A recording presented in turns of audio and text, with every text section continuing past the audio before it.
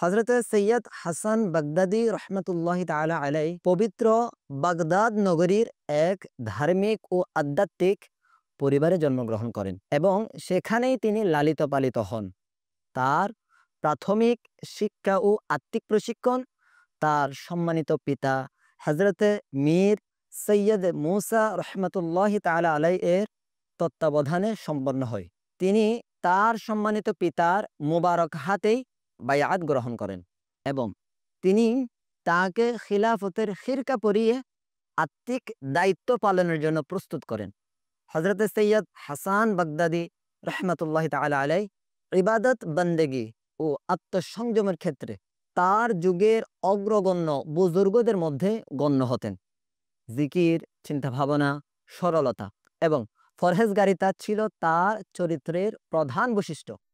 তার দৈনন্দিন অভ্যাস আল্লাহর জিকির, আজকার, দোয়া দরুদ ও বিভিন্ন ওজিফায় বেশ প্রাধান্য ছিল।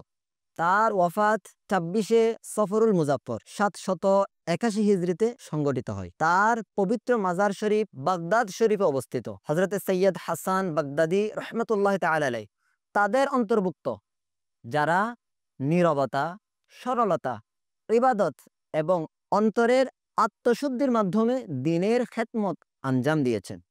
আল্লাহ পাক আমাদেরকেও সে ইখলাস, ইবাদত এবং জিকিরের ওই মহামূল্যবান নিয়ামত দান করুন যা এই পবিত্র আত্মাগুলোর বৈশিষ্ট্য ছিল।